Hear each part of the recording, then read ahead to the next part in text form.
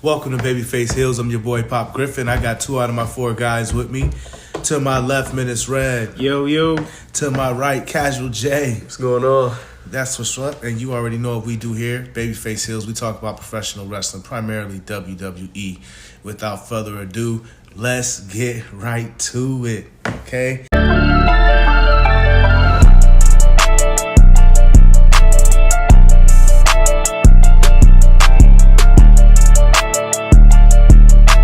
Hashtag Cody Crybabies. You may not want to listen to this right now because it's about to get crazy up in here. Y'all see what it is. So, obviously the WrestleMania press conference, one of the best press conferences I've seen in a while. Thought I was watching a movie. Like it was very exciting, everything that was going on there. And it finished up with a smack to the face, Rock laying the smack down. Don't talk about my family. It got real interesting. What'd you guys think about it? I thought it was interesting, like you said. I like how it started with Seth calling out Cody. Then Roman comes out and completely undermines Seth and his championship. And then The Rock comes out, and then they put up this weird graphic. Well, not a weird graphic, but it was just weird that it happened there. This graphic of the, I don't know why, however you say it, family tree, which is dope when they list everybody out. You had Rosie on there, you had High Chief Peter Maivia on there, you had the in-laws and stuff. And then Cody came out and said, this is BS, and he demanded his match for WrestleMania. I think it was fire. And then, obviously, more stuff happened, but here you go, Jay. Yeah, it was super entertaining, and they even had that is this fake? Like, are they even acting kind of feel to it? So I thought that was really cool. They got that back, and then seeing The Rock kind of stand up for Roman and stuff, it was crazy. It was shocking, everything that happened, and it was super entertaining with CM Punk on the commentary too. It was great. Yeah, Cody said The Rock and Roman and the whole bloodline would disgrace their ancestors. The Rock slapped him like Will Smith. Yeah, the smack was pretty interesting. And like you, Jay, I loved CM Punk just being on the side. And I'm going to just say this now, that if he's not able to wrestle for WrestleMania, which all points are saying he's not, then he needs to be sitting next to Pat McAfee and my boy Michael Cole. That's the whole show. Both Saturday nights. night, yeah. Because don't let nothing slip away. Anything that's gonna make more money and help break a record, that's what we're after. And so we want CM Punk there because he did a great job. He did a great job. Did you guys see when CM Punk was talking about The Rock and Roman and how The Rock is kind of stepping on Cody and it's right for Cody should like beat him up and stuff? The Rock and Roman were on stage and like The Rock was saying something, but he didn't have the mic, so nobody heard him. He's saying something to CM Punk at the booth. Probably told him to know his role and shut his mouth.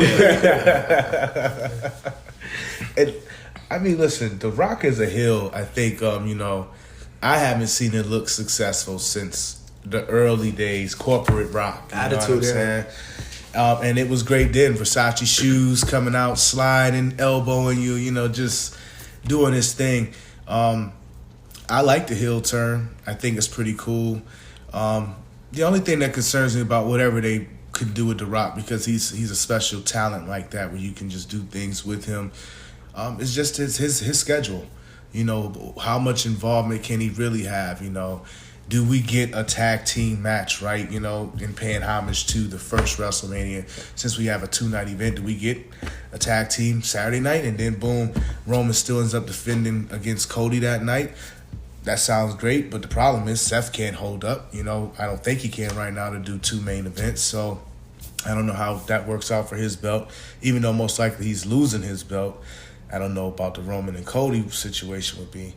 But nonetheless, ultimately, it all depends on The Rock's schedule and his availability. But I like it, though. I like it a lot. Like, this is, to me, the heel Rock direction is going in now is closer to his Nation heel Rock gimmick when he was with the Nation of Domination.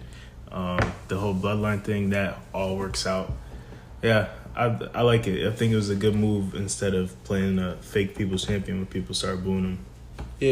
Yeah, I think it was a good move too, and I like how they incorporated the whole family tree. I think it shows that The Rock, I think he could play the storyline could go for a real long time, and like Pops was saying, with his schedule, depending on how it could be, because he could only make, only certain shows or certain appearances. Like, with the storyline, they could just prolong it because there's no rush to really, like, have him against Roman after they just announced that Cody wants Roman's belt. So it's like they have time now. So, yeah, I'm real interested in his heel. We forgot to mention, after everything happened on stage, they went backstage. Roman was walking with The Rock, and they run into Triple H while he's being interviewed, and The Rock told Triple H to fix it. Yeah. He dropped a couple of F-bombs, told him next time he doesn't punch him in the face again. Yeah, it felt real. That's what I'm saying. It felt like it could have been real. Listen, man, I haven't seen it like this in a very long time. Yeah. A very long time where you get it to just flow all the way through like that. Everybody's buying in, all the fans that was there, and all the fans that were locked in from YouTube, however they were streaming it, we were all vested in it, and it was great how they flipped it. Now, as the story, because, they're kind of just doing a lot of pivoting, right? Flying by the seat of their pants and throwing, different colors at the wall and hoping it turns into a Picasso. So far, so good, right? So now we see where does it go as far as getting to Elimination Chamber and WrestleMania? Yeah, it's interesting because Roman's not scheduled to work Elimination Chamber. Facts. So I don't know how that's gonna work, but we do see Cody trying to build the Avengers, or the Avengers are assembling naturally, I'll say. Seth Rollins offered his services to him, and now they're going with Seth Rollins, Sami Zayn, and Cody so far. So I like to see how this shapes up, see if Jay hops back on the Bloodline once this thing with Gunther is over, and see how many people they can get to go against them. I think that'd be dope. Yeah, they got some other cousins too who are fighting but aren't in WWE yet on the main roster. So that one, what's his name? Something Fatu. Yeah. That but dude he's crazy. I think I sent y'all his Yeah, TikTok. he's nice. So if he so that's what they could just the more and more it goes, the bigger the tree's really gonna get, and the more you're gonna see, the more dominant the Bloodline's gonna be. Yeah, the Bloodline gonna have a real civil war. I mean, if they just keep bringing people in, a lot of the creativity, like I said, is gonna fall in line with Rock's schedule. But if we can get Rock and Roman in a tag team match, right, against Seth and Cody, and then somebody's in their corner, obviously, that's gonna be great. That is, tapping into the past just a little bit. And then because we get that second night main event. But I still think, they got to find a way for Cody to possibly, beat Roman, and somehow Rock maybe is the reason, or he can blame The Rock as to why he lost, something along those lines. Then that leaves room for the feud still. And now Cody's there, and now we can keep that, different things flowing and going. So, And also, one more thing. We got a note on the family tree under The Rock's name. It says High Chief, which Peter Maivia was the first High Chief passed on to The Rock, which is higher than the Tribal Chief in ranking. So it's interesting. Very interesting. I like the fact that they, again, incorporate their family. There's a lot of royal families in wrestling. We talk about that a lot, but you got to give their family their props for sure. And The Rock, one who never per se, he fought the wrestling bug. So he wanted to try to get into the NFL. He was trying different ways. And even once he made it in professional wrestling, he's still, the first train smoking out, I'm gone, going to Hollywood. So, and for him to kind of have it come full circle but be a heel because, it's in my DNA. It's almost like I hate that I have to be this, but since I am this, you're going to know that I'm this, and that's that, So it's pretty cool to see how far they can take it, how far to go. You guys got anything else on that? No. Well, the rest of the presser was pretty good too. The women, they had a good interaction there. Queen of Darkness reminding everybody that she is the champion and she plans on handling her business, leading all the way through to Elimination Chamber. We'll see, though. She has a big target in front of her. Nia Jax is pretty vicious. So I thought that was good in the presser as well. Anything else from the presser that you guys enjoyed? Triple H's speech was interesting. My boy Paul Levesque. He made it his point to keep saying this is new, heading in a new direction, all that stuff. But I think it's dope though. I think they are taking it to new heights. The WrestleMania teaser trailer was dope. I like where it's going. Yeah, the direction is, it's like it doesn't feel predictable at all. Like with the storyline too, it's like there's not no predict. It's not the anticipation on around what's coming next. It hasn't been like that in a while. So I'm excited. Tuned in, no longer a casual. Yo, yeah, we appreciate that too. Absolutely. Love you being here with us, buddy. No doubt about it. Yo, Bianca was there, and she's in the chamber, but like, she's being featured almost as if something gonna get thrown off here. She gonna derail the championship women's situation.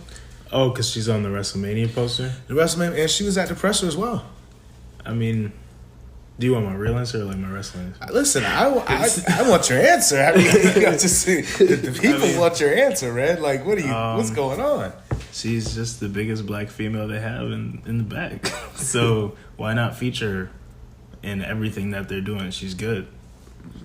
Yeah, she's pretty good. I think that's it more than anything. She's just a relatable face for the demographic they're trying to capture. Fair enough. Yeah, I don't know. Because why not feature Bailey on the poster or in the presser?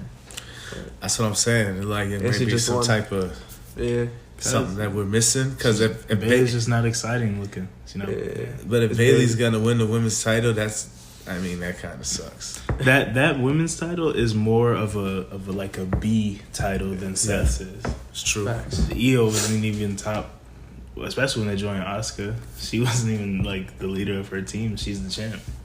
They believe in kayfabe for the fields. If you go off script, then it's got to be real. Thank you for tuning in to another edition of Babyface, yeah.